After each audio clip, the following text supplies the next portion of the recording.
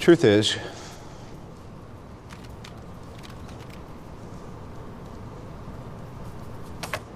I am Iron Man. 2008년 4월 아이언맨이 공개되고 얼마 안가 폭발적인 인기를 얻게 되자 마블 시네마틱 유니버스는 그 화려한 프랜차이즈를 점점 확장해 나가기 시작했습니다. 한 가지 확실한 건 수많은 히어로들 중에 압도적인 인기를 갖고 있는 아이언맨은 토니 스타크의 쿨한 성격과 재력 그리고 똑똑한 머리를 갖추고 있기도 하지만 핵심적으로 많은 분들의 가슴을 두근거리게 한 요소는 다름 아닌 아이언맨의 수트였던 것 같습니다. 현재 마지막으로 공식 수트가 확인된 것은 스파이더맨 홈커밍의 마크 47인데요. 이렇게 아이언맨 수트는 매번 새로운 디자인과 기능들을 공개하면서 점점 더 그 인기를 키워가는 것 같습니다. 오늘은 아이언맨 수트를 더 빛나고 강하게 해주는 기능 혹은 무기들에 대해서 알아보겠습니다.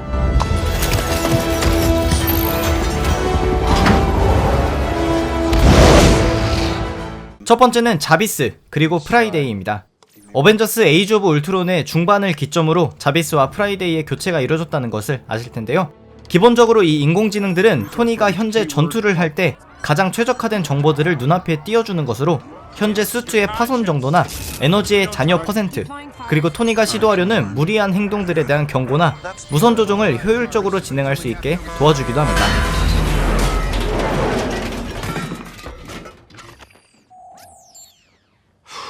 하지만 무엇보다 가장 이 인공지능들이 빛났던 순간들은 두 가지 사례였는데요.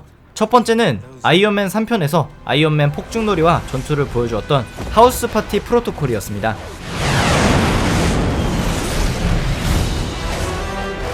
당시 익스트리미스 군대와 싸우던 토니는 다 망가진 마크 41을 비롯해서 수십 기의 아이언맨 수트를 동시에 운용했는데요.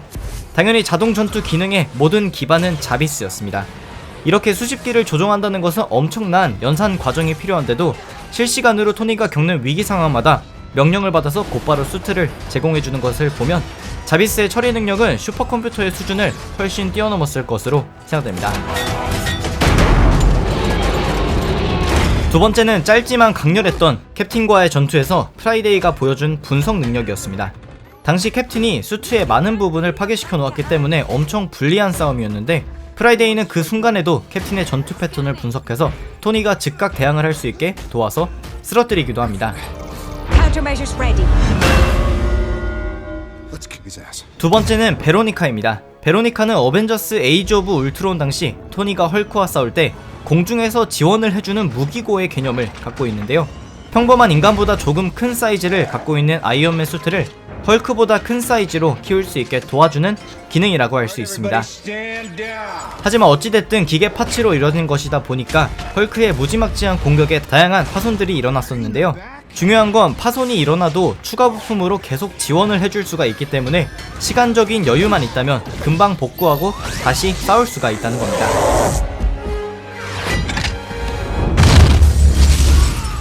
한 가지 기대되는 점은 베로니카, 즉 헐크버스터가 스파이더맨 홈커밍에서 어벤져스 타워의 물품들을 이동시키는 해피에 의해 언급이 되었었다는 건데요. 이후 코미콘에서 한정적으로 공개되었었던 미공개 예고편에서는 헐크버스터의 새로운 버전이 등장하면서 해피가 이야기한 업그레이드된 베로니카가 어벤져스 4편 인피니티 워에 등장하는 게 확정되었다고 볼 수 있습니다. 세 번째는 토니의 가장 기본적인 공격이자 모든 아이언맨의 공중 이동 및 전투에 사용되는 리펄서입니다.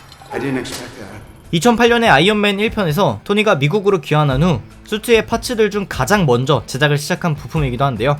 10%의 파워만으로도 사람 한 명을 날려보낼 수 있을 정도의 에너지를 응축하고 있습니다.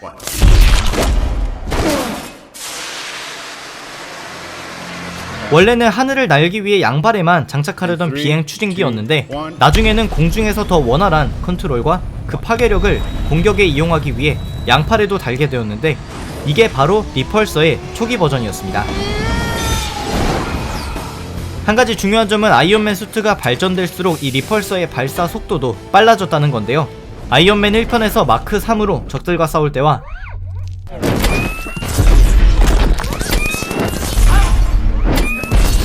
최근 영화에서 리펄서가 발사되는 속도는 비교가 되지 않을 정도입니다.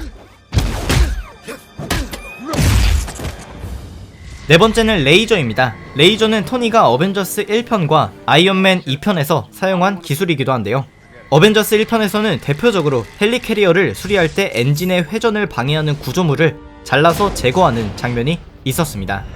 전투에서 제대로 활용된 것은 이제까지는 한 번으로 아이언맨 2편에서였는데요. 당시 이반 반코가 제작한 전투용 드론들은 딱 한 방으로 전부 절단내어 버렸습니다.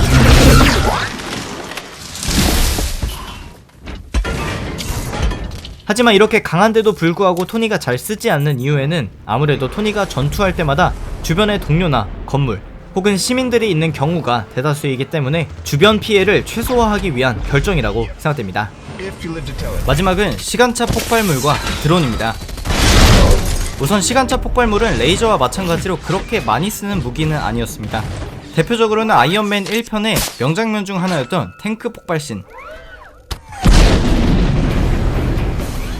어벤져스 1편에서 치타우리 종족과 전투씬 등이 있는데요.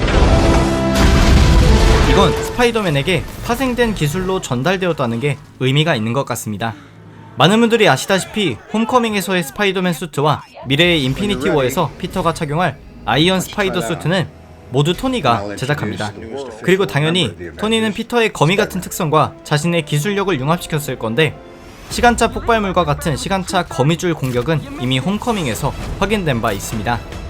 게다가 피터도 몰랐던 가슴팍의 거미 드론은 파츠가 따로 분리되어서 날아다니는 토니의 공중 드론들과도 큰 연관성을 갖고 있을 것으로 생각됩니다. 고로 이 기술들은 아이언맨에게도 유용한 기술들이었지만 무기를 숨길 곳이 별로 없는 스파이더맨의 쫄쫄이에도 적용될 수 있을 만큼 공간 효율과 기능 효율이 모두 좋은 기술들이라고 정리할 수 있겠습니다. Big fan of Spider-Man. Yeah, we'll talk about it later. Just Hey everyone. good job. 네, 그래서 오늘은 아이언맨 수트 속 특별한 기능들에 대해서 알아봤습니다.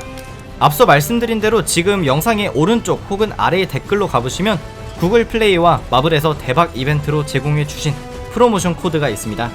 이걸 클릭하시고 들어가시면 현재 구글 플레이에 올라와 있는 모든 마블 영화들 중에 한 편을 골라서 영원에 시청하실 수가 있습니다.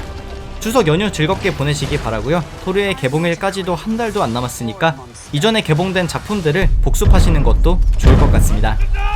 또 현재 고목님과 이부영이님의 채널에도 재밌는 마블 관련 영상들이 올라왔으니 한번 확인해 보시기 바랍니다. 감사합니다. 지금까지 삐맨이었습니다.